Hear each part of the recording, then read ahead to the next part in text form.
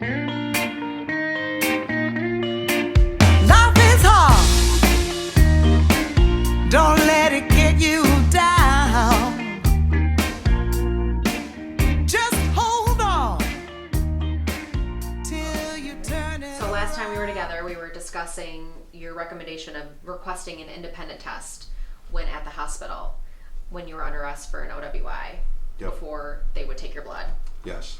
However, Attorney Mike Nichols indicates that independent testing is a trap and you shouldn't do it. That's right. Yeah, I saw Mike's post on that. Attorney Mike Nichols is a great attorney out of Lansing. I would refer cases to him. He's excellent. And I saw that post.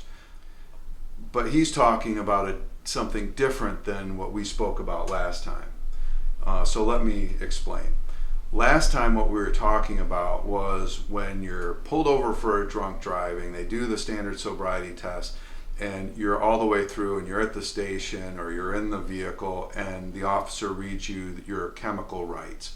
And among those rights is a right to have your blood independently tested. And I suggested you should ask for that independent test.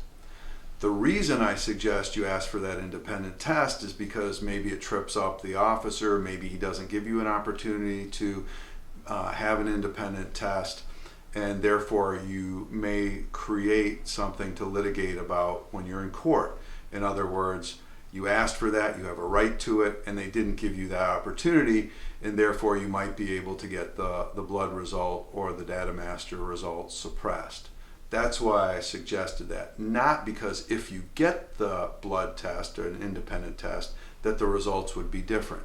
In my experience, they generally are not. What Attorney Nichols was talking about was after there's a blood draw, and there are two vials. One vial is tested by the Michigan State Police Laboratory. And there's a second vial. That second vial is preserved in case the suspect or the defendant wants to get that other blood draw, that other vial of blood tested. And Attorney Nichols is suggesting don't do it. It's a trap. I would agree with that. And it comes from experience.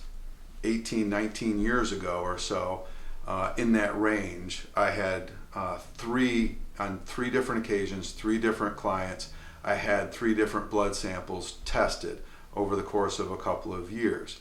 And every time they came either spot on to what the level was from the MSP lab, or just a little bit above it. And in one of those cases, I took it to trial because we couldn't resolve it, and they did use that against me. In other words, when the prosecutor was talking to their lab analyst, they asked, okay, there are 2 labs, yes, or lab results, 2 vials of blood. You tested one, yes. Was there another one? Yes. Did the defense ask for that other vial of blood to be tested?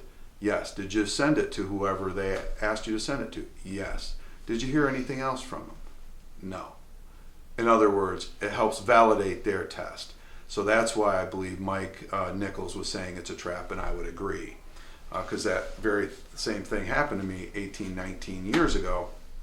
And since then, I have not asked for an independent test on the second vial of blood for that very reason. So I wanted to make sure, after reading Attorney Nichols' post, that I clarified and differentiated one independent test from another independent test. Because it does get confusing. Yeah. You think does that answer the question? I think it does. All right. Protect your liberty, stay free. Yeah. Till next time. Till next time. Yeah. All right. All right. So last time we talked, Yep.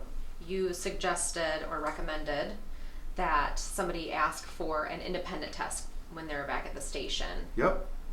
I think that's true. Let's start over. Okay.